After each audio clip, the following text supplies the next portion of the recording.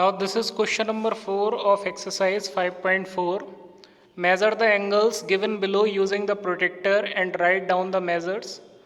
So let's see how to use protractor to measure the angles one by one. First of all, we will measure A, then B, then C, and then D. Watch the video carefully so that you can understand the method of measuring the angles using protractor. Now today we are doing question number 4.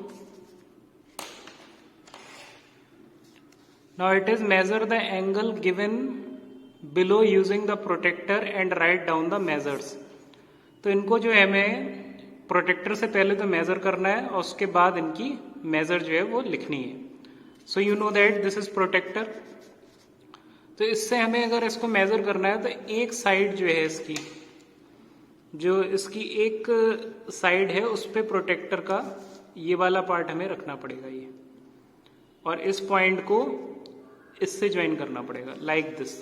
देखो ये इस तरीके से हम इसको put करेंगे. यहाँ पे ये जो लाइन है लाइन के ऊपर आनी चाहिए और ये जो पॉइंट है ये उसके सेंटर पे मीट होना चाहिए. जैसे ये उसके सेंटर पे आ रहा है और ये जो लाइन है उसके लाइन के ऊपर आ रही है. अब ये जो लाइन है ये लाइन देखो जीरो कहाँ पे बना रही है, अंदर बना रही है बाहर बना रही है. So here you can see zero is inside. जब जीरो इनसाइड में होगा जिस लाइन पे हमने प्रोटेक्टर को रखा है अगर उसका जीरो इनसाइड आ रहा है तो हम सारी इनसाइड मेजर्स चेक देखते हैं.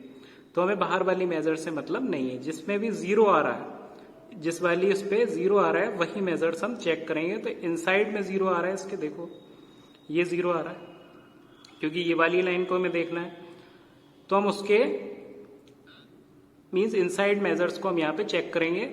तो ये वाली जो लाइन है this line is going through 120. तो ये 120 से जा रही है तो ये यहाँ पे जो एंगल की मेजर होगी वो 120 होगी.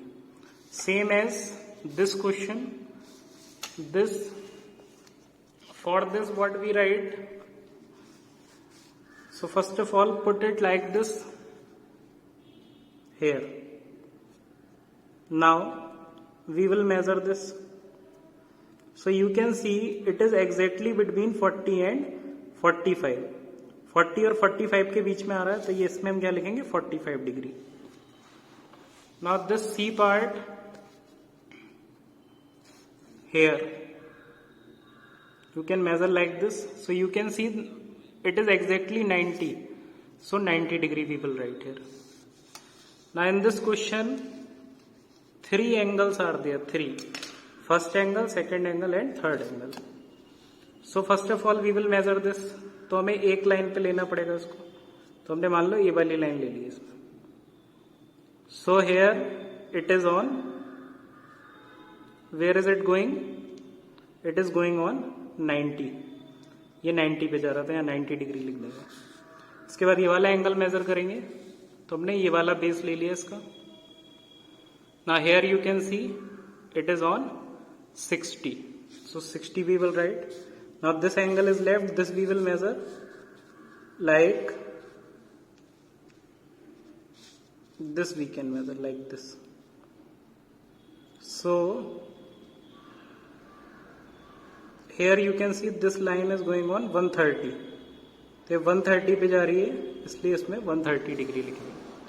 So in this way you are required to measure the angles by using protractor. Now this is question number 5. Which angle has a large measure? First estimate then measure.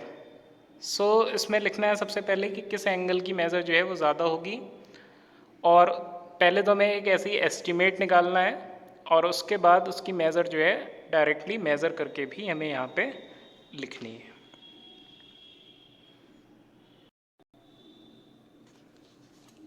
Now here which angle has a larger measure? तो पहले हम इसको estimate करेंगे तो that is approx 35 degree.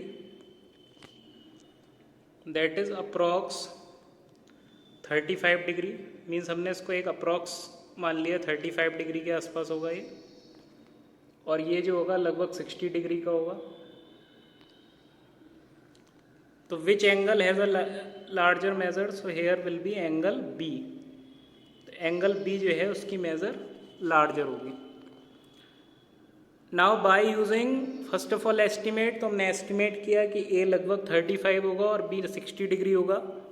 After that you are required to measure it using protractor as we have measured in question number 4। Same आप question number 5 में A और B को मेजर करेंगे। So after measuring A will be 40 degree and B will be 70 degree.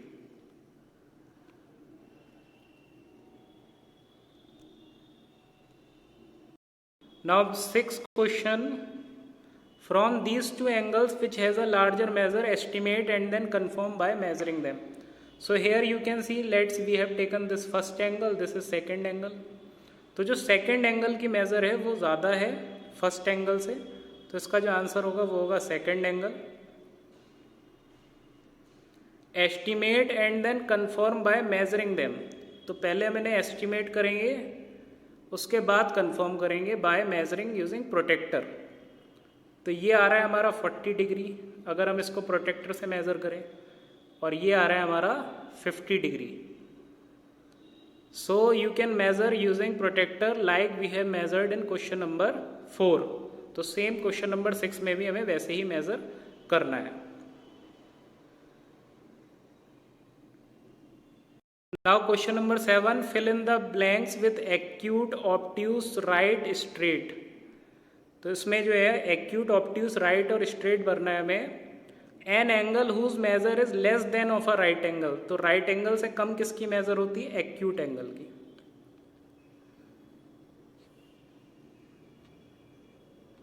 Now an angle whose measure is greater than that of a right angle, तो greater than right angle कौन सा होता है? obtuse। Obtuse 90 और 180 के बीच में होता है। Now an angle whose measure is the sum of the measure of two right angles. अगर टू राइट एंगल्स को हम प्लस कर दें तो कौन सा एंगल बनेगा? तो 90 + 90 180 होता है, तो ये बनेगा हमारा स्ट्रेट एंगल। इसमें आएगा स्ट्रेट।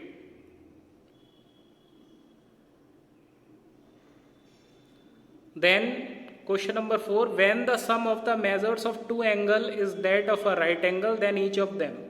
अगर दो एंगल्स का सम राइट एंगल के बराबर है तो दोनों कौन से होंगे? तो दोनों के दोनों जो होंगे वो एक्यूट होंगे, तभी तो 90 डिग्री बनाएंगे।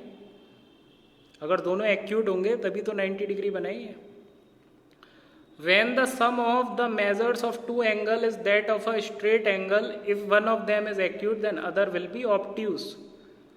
अगर दो एंगल्स का सम एक स्ट्रेट एंगल के बराबर है तो एक अगर एक्यूट है तो दूसरा कौन सा होगा? ऑब्ट्यूस होगा। अगर एक 90 से कम है तो दूसरे को 90 से ज़्यादा होना पड़ेगा, तभी तो सम 180 आ सकता है।